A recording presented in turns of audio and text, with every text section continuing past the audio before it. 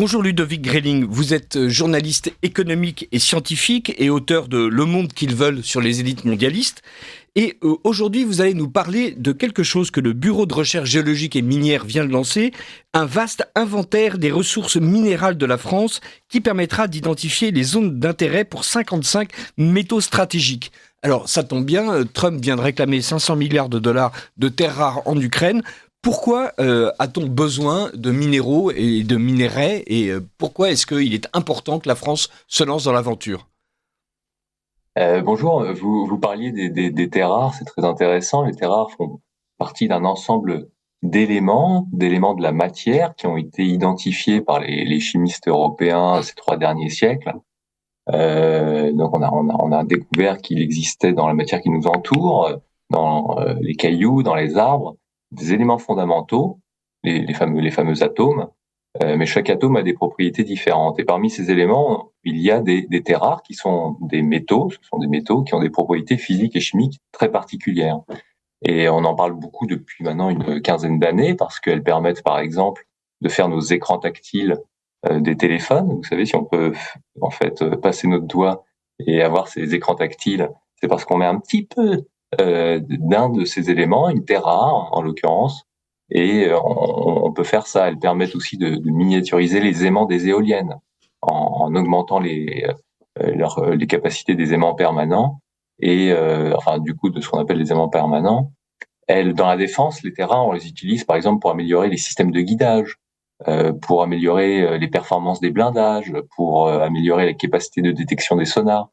Bref, ces éléments ont des capacités physiques et chimiques très particulières et donc qu'on utilise de plus en plus et qu'on n'utilisait quasiment pas en fait avant les années 70 dans ces nouvelles technologies, les technologies laser aussi.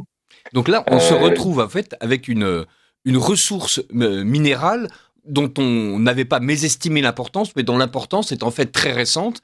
Et la France se dit qu'il est nécessaire qu'elle sache si elle en possède ou pas. c'est ça. Et du coup, la France, via son service géologique, a décidé de lancer cette espèce de grand inventaire qui doit durer plusieurs années. On connaît, si vous voulez, quand on voit des coupes géologiques, on voit toujours des coupes en profondeur, etc. C'est très beau, on voit des couches. Ça, c'est très intéressant car ça donne une bonne idée de ce qu'on a sous nos pieds. Mais dans le même temps, c'est assez trompeur. C'est assez trompeur parce qu'en fait, le sous-sol, on le voit pas et on le connaît pas si bien. On le connaît pas du tout au mètre près, loin s'en faut, et on le connaît pas si bien que ça. Et du coup, pour mieux le connaître, en fait, il faut beaucoup travailler. Et donc, le Bergem, vous en parliez, a annoncé ce programme à la fois de géophysique. Donc, la géophysique, ça permet d'analyser de manière indirecte ce qu'il y a dans le sol depuis la surface, selon les méthodes qu'on utilise depuis la surface jusqu'à de grosses profondeurs, éventuellement ça peut être 1000 mètres, hein, en analysant les ondes électromagnétiques qui sont émises par ce sous-sol. Donc ça permet d'avoir une idée un peu des structures, est-ce qu'il y a de l'eau qui passe, quel type de roche éventuellement il pourrait y avoir dans le sous-sol.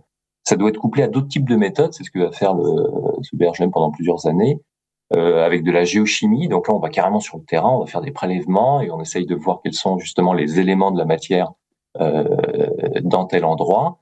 Et puis, on va coupler, l'idée, c'est de coupler toutes ces données euh, anciennes, parce qu'on a déjà beaucoup de données d'anciens forages aussi, qui n'étaient pas utilisées à des fins de connaissances minéralogiques nécessairement, en tout cas en métaux, et on va les coupler avec toutes ces données récentes, la géophysique, la géochimie, pour essayer, pour le coup, d'identifier des zones où il y a ce que les géologues appellent des anomalies, euh, voilà, où il y a des concentrations potentielles de métaux, et donc ils vont chercher une cinquantaine de ces éléments. La matière autour de nous, en fait, donc les chimistes européens ont découvert que le monde était considéré il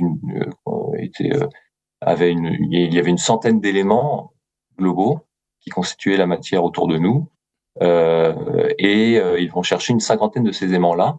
Il y a déjà eu un ancien inventaire qui avait été lancé en France dans les années 70 jusque dans les années 90, mais on avait cherché une vingtaine d'éléments, parce qu'encore une fois, à l'époque, on utilisait beaucoup moins de métaux qu'aujourd'hui, sur un champ beaucoup moins étendu. Donc, Et puis aussi, on n'avait pas ces capacités pour aller détecter des métaux, des teneurs extrêmement fines, et on n'avait pas non plus ces capacités pour aller voir les choses en profondeur. Ça, c'est la grande différence. C'est que l'idée là, c'est qu'on pourrait avoir des indices à des profondeurs assez importantes. Jusqu'à 1000 mètres, vous le citiez tout à l'heure.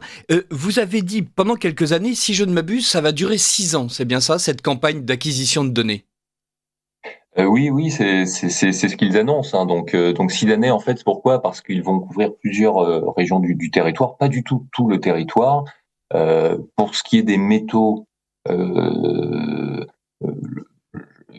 ils vont chercher un peu dans tout ce qui est centre-France, Massif central, jusqu'en Occitanie. Ils vont regarder un peu aussi en Alsace. Ils vont regarder aussi par ailleurs dans le nord de la Guyane. Et donc il y aura des résultats intermédiaires parce que vous savez, on peut pas tout faire d'un coup, et donc ils vont prendre leurs hélicoptères pour faire de la géophysique. Ils vont même prendre des hélicoptères. Ils vont envoyer des géologues sur le terrain, des géochimistes, et donc voilà, tout ça prend effectivement beaucoup de temps. C'est de la connaissance fondamentale. Hein. Ils vont pas forer des trous, ils vont pas.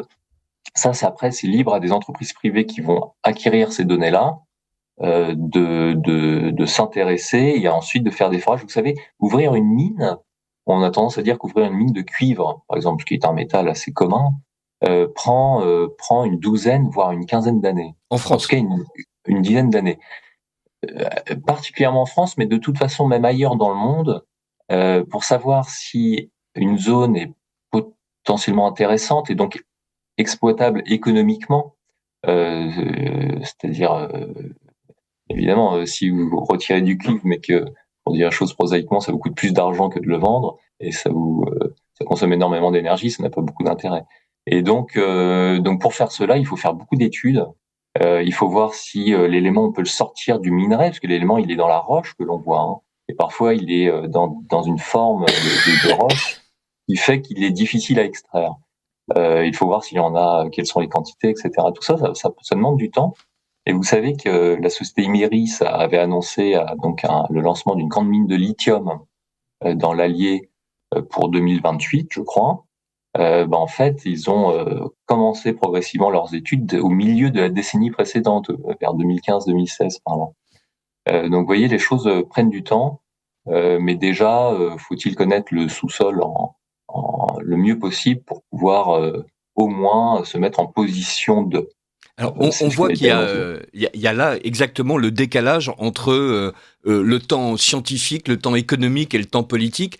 Le BRGM décide de lancer cet inventaire des minerais. On se dit que c'est une bonne chose pour la France, puisque donc c'est une manière d'assurer une certaine souveraineté sur ces terres rares qui ont l'air de devenir un enjeu géopolitique extrêmement important. En tout cas, quand on voit la manière dont les Chinois les vendent et la manière dont Trump a envie de les rapiner. On est aussi évidemment un peu perplexe devant le temps d'acquisition des données, devant le temps de décision ensuite économique d'exploitation d'une mine et devant la manière dont on est en train de lancer en 2025 quelque chose qui pourra peut-être produire des résultats en fait en 2040. Et est-ce que la France aujourd'hui a les moyens de conquérir une certaine autonomie dans les terres rares, ou est-ce que c'est véritablement un objectif à très long terme? Alors, il n'y a pas que les terres rares, encore une fois, hein, ils vont chercher enfin, l'idée, c'est d'identifier une cinquantaine d'éléments s'ils existent. Je vous donne un exemple. Par exemple, dans la dépendance française et européenne, on évalue la criticité d'un métal à l'importance qu'elle a pour notre industrie, qui l'utilise donc, pour fabriquer ses produits, et au risque sur approvisionnement. Donc vous couplez les deux et vous établissez une criticité du métal. Et par exemple, le cobalt, qui n'est pas une terre rare, et qui est un métal qui paraît un peu plus commun, qu'on trouve dans les voitures électriques, qu'on trouve dans les ordiphones, dans nos téléphones, elle est considérée comme assez critique. Le platine, qu'on utilise dans les pots catalytiques, dans la joaillerie, est considéré comme un métal plutôt critique. L'antimoine, avec lequel on fait des alliages spéciaux avec le plomb, par exemple. Le zirconium, qui est très utilisé dans l'industrie nucléaire, est considéré comme un métal très critique. Tout ça, tous ces métaux ont des propriétés différentes entre eux, et, euh, et explique un peu cet inventaire. Je suis peut-être un peu oublié. Alors, on est sur un marché international où la question du prix est majeure. Par exemple, le lithium, vous savez, le lithium, il est pas rare, il y a pas mal de lithium dans le monde, et on peut aller chercher du lithium chilien. Alors là-bas, ils sont faits dans des conditions sociales et environnementales qui sont pas les mêmes que chez nous en Europe. Au passage, sachez, il faut avoir l'idée à l'esprit qu'il existe encore des pays miniers en Europe. Tout le monde n'a pas abandonné leurs mines. La France est un grand pays minier, mais elle n'a plus de mines de métaux à l'heure actuelle, si on accepte le nickel calédonien, et qui est beaucoup concurrencé par le nickel indonésien depuis peu. Et donc la Scandinavie, la Finlande, l'Autriche sont encore des pays miniers avec des normes quand même environnementales et sociales assez élevées. J'ai oublié peut-être Non, non, votre... mais vous y répondez indirectement. Dire, on se retrouve en France, pays qui a été évidemment un pays minier comme tous les pays européens pendant quelques siècles, dans un pays où beaucoup de mines ont fermé et où on a l'impression que aussi beaucoup d'industries de première ou deuxième transformation ont elles-mêmes fermé. C'est-à-dire que le BRGM lance un inventaire dont on perçoit l'importance stratégique, mais est-ce que la France a véritablement les moyens de s'en saisir, ou est-ce que ça restera une connaissance inutile? Ah bah ça, on peut pas présumer de l'avenir. On voit quand même que la société, par exemple, cette société Imerys a annoncé le lancement d'une grande mine de lithium dans l'Allier, alors dans un lieu qu'elle connaît déjà, parce qu'elle extrait un minéral industriel là-bas. Euh, il faut pas préjuger de l'avenir. Néanmoins, il y a deux choses importantes et complémentaires qu'il faut savoir. C'est que la ressource primaire, c'est une chose, mais la plupart des spécialistes ils disent ce n'est pas tout. Ce n'est pas tout, car il y a derrière la filière industrielle de traitement du minerai qui est C'est tout ça. aussi importante. Donc tout ce qui est raffinage, purification, production d'alliage. Donc c'est vrai à la fois pour le silicium qu'on utilise dans le photovoltaïque, c'est vrai pour les terres rares dont on parle, c'est vrai pour le cobalt ou le lithium. Extraire le minerai c'est une chose, mais le raffiner et le rendre nécessaire, utile pour les éoliennes, pour les batteries électriques ou pour l'ensemble des domaines dont on a parlé tout à l'heure, c'en est une autre. La France a eu une usine de traitement, par exemple, de terres rares, c'était la principale même, à La Rochelle, c'était une usine Rhône-Poulenc jusque dans les années 80. Et puis, à la faveur de la mondialisation et de la baisse des prix, on s'est dit, bon, on va abandonner tout ça. Et maintenant, et ça a été utile, il y a eu une baisse des prix des matières premières qui a duré une grosse vingtaine d'années, années 90 et 2000. Mais maintenant, on revient sur tout ça. Pourquoi? Parce qu'il peut y avoir aussi, d'une part, des mesures de rétorsion. On a cet exemple pour une terre rare qui s'appelle le néodyme, qui est très utilisé pour les aimants permanents, et qui avait fait preuve, enfin la Chine avait mené des mesures de rétorsion qui sont assez rares, mais qui existent en 2010 et 2011. Et le néodyme avait augmenté de 1000% le prix du néodyme. Mesure de rétorsion chinoise, c'est dire que la Chine avait décidé d'arrêter de vendre le néodyme au reste du monde. C'est ça, de mettre des quotas sur ses exportations et aussi de punir le Japon. Il y avait eu une petite tension diplomatique sur une île dans le Pacifique. Donc on comprend mieux dans ce contexte-là l'intérêt, par exemple, des États-Unis, mais de la France aussi, car je crois savoir qu'il y a des discussions toutes récentes avec l'Ukraine, d'aller chercher des terres rares. Attention, des terres rares, il y en a qui s'ouvrent ailleurs. Les États-Unis ont ouvert une usine à Mountain Pass, enfin une mine, pardon, à Mountain Pass chez eux, pour éviter d'être totalement pris de court. Donc les mesures de rétorsion sont rares, mais elles existent. Et puis il peut y avoir d'autres facteurs, des ruptures ou des retards dans les chaînes de distribution. Vous vous souvenez quand le canal de Suez a été bloqué par un bateau là euh, qui s'était bloqué dans le canal, qui avait été bloqué. Eh bien il y a eu des problèmes de livraison de tout un type de matériel et d'objets.